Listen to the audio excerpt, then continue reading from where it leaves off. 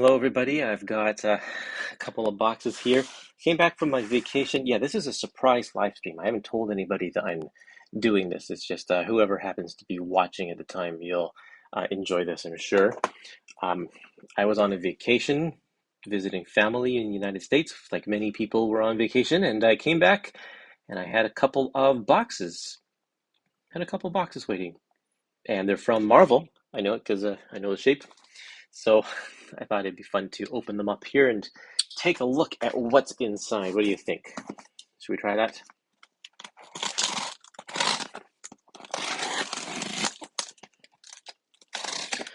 Now, let's see here. These are,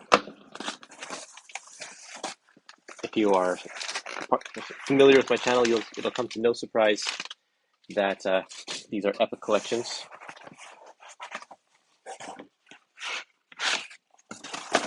They get all the extra stuff off here. Silver Surfer Epic Collection Volume 5. This is called The Rebirth of Thanos. Now, this is a very, very interesting Epic Collection because it's a gap filler. This is the final Steve Englehart volume. I'll show you some of the insides. I'll do more in-depth videos on these later, but I just, for the sake of the live stream, I'm going to flip through these a little bit. Ron Lim is, he takes over the pencils here, and this is pretty much all Ron Lim except for, I think there's a couple of fill-ins. And but yeah, this is great stuff. This is the beginning of the Infinity Saga in the 90s, because of course in the 70s Thanos died. He's been dead for a while. Actually, was it the 70s or the 80s? Can't remember. But he's finally back when Jim Starlin takes over. Oh yeah, here's one of these fill-in pages, fill-in issues. It's very Kirby-esque. I think that's Ron Frenz. And then there's also a graphic novel in the back here, which is, I've never even heard of this one before. It's called The Enslavers, but it looks very, very nice. So I'm looking forward to reading that one. This is a great period of Silver Surfer. I really like this stuff. It's great now that it's in hardcover, or sorry, hardcover in paperback in the Epic Collections. This also has the second Kree-Skrull War. It's been building since volume 3 of Epic Collections, and it's finally going to be resolved in this volume. Okay, that's one of these boxes. Let's see what's in the next one.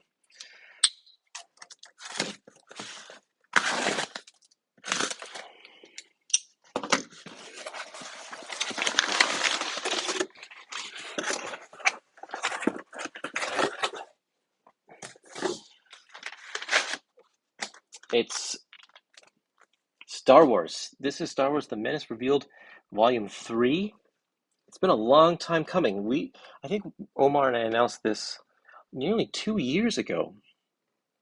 It was delayed many times, but it's finally here. This is the last volume of The Menace Revealed. I think that there aren't any more volumes. This should lead directly into, let me see, I'm going to peek to the Clone Wars. It should go right directly into the Clone Wars line of Epic Collections. And so this one, look at this, Darth Maul's on the cover. He's going to play a big role in this because he is a big player in that period. You want to see some of the insides. Nice paper in this. It's very similar to the Epic Collection paper. Not too shiny like some of the Star Wars Epic Collections are. Of course, it's a lot of modern stuff in this one, so if you love modern coloring. It's starring this Jedi. Now, I don't know anything about him, but he does take a pretty prominent role in this era of the Epic Collection, or this era of the Star Wars comics.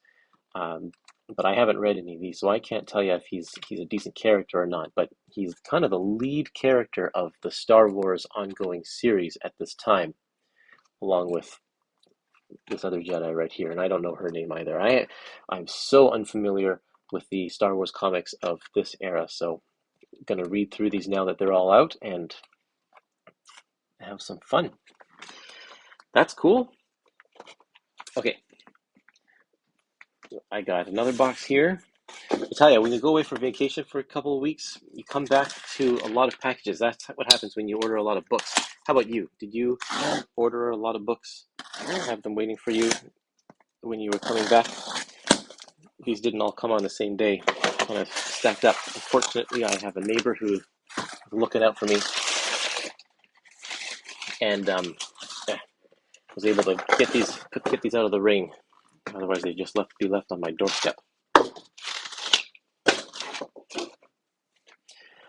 Okay, 2 books here. This is the reprint of Daredevil, Volume 1. This looks pretty good. I think looks maybe a little thinner, but not much. Then maybe they're using a little thinner paper, but it's got the higher price point of $45, 56 Canadian. This is a great start to Daredevil's life when he has his yellow costume in there. Wally Wood, John Romita doing the artwork on here, along with Stan Lee as the scripter, and you can tell with all of those text boxes, look how many words there are on these pages. Oh yes, very famous issue with Namor where Daredevil gets his red costume. This is pretty good. This is some fun Silver Age stuff if you like the Silver Age. Maybe not the most spectacular stuff, but yeah, this is pretty good here. For those of you who missed it, though, it's fantastic that we get a reprint of Volume 1. Hopefully we'll get a Volume 2 as well, because that's one that a lot of people are asking for also. My favorite era of Daredevil, it's hard to say. I haven't really read a whole lot of Daredevil. I'm not so fond of the Fall from Grace era. There's not some great stuff there. Of course, Born Again is fantastic, but that's not in an Epic collection yet.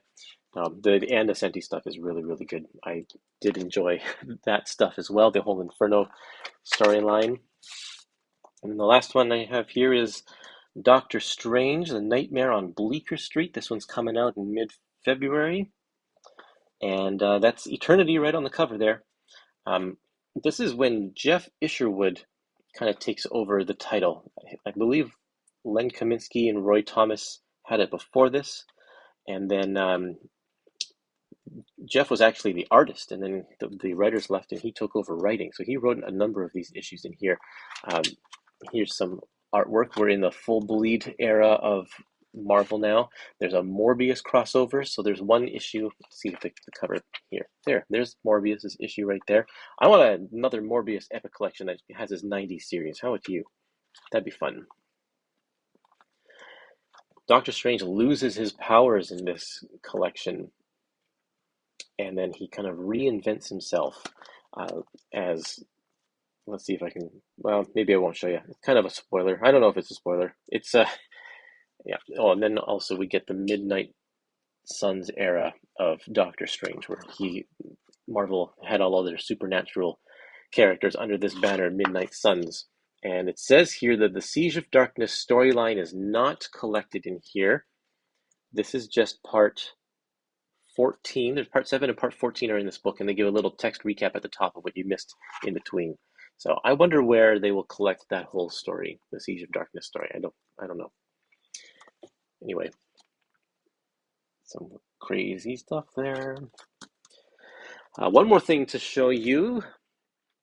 It's not Epic Collection related though, but I did get one more box, and it's a big one.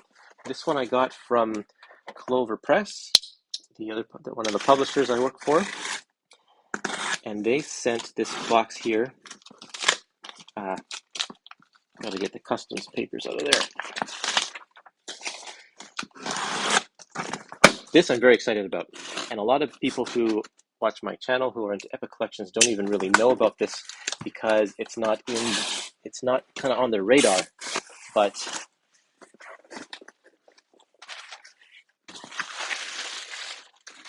I gotta show you that it's packaged in there really nice.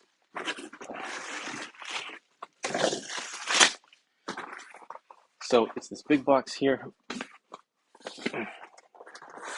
Let's open it up. Oh, man. I don't know if you can see this or not. It's Terry and the Pirates. This is a classic comic strip from the 1930s and 1940s. Clover Press is doing, and the Library of American Comics are doing some massive versions of this. Let's see here. Which one is volume 3 and which one's volume 4? There's two volumes just came up. Volume 2 and volume 3. And this one's volume 2. It's called The Burma Blues. And this one's volume 3. It's called Normandy, The Return of Normandy Drake. So this is by Milton Caniff, and he did this comic strip for 10 years, 1934, 1940, no, 12 years, 1946. And it's beautiful. He is a very, very influential figure in comics, and every adventure comic strip or comic book, even movies, owe a lot to Milton Caniff because he is the guy who really, um, I don't want to say invented, but he was one of the first people to do adventure storytelling in newspaper comic strips. Before that, it was gag a day, or it wasn't so cinematically orchestrated as what he did. And this comic strip is a masterpiece. These books are huge. I'll show you an epic collection for a size comparison. But when in if you know the comic section in newspapers, back in the day, one comic strip would get one full newspaper page. So they reprinted these as big as an actual newspaper, and it is just beautiful. And there's the black and white dailies. These ran Monday, Tuesday, Wednesday, and then on the other side, Thursday, Friday, and Saturday. And then on Sunday, it was always a color comic. At the start of this book, the Sundays are all together because the Sundays had one storyline and the dailies had another storyline, because some newspapers didn't subscribe to or didn't put comics on Sundays.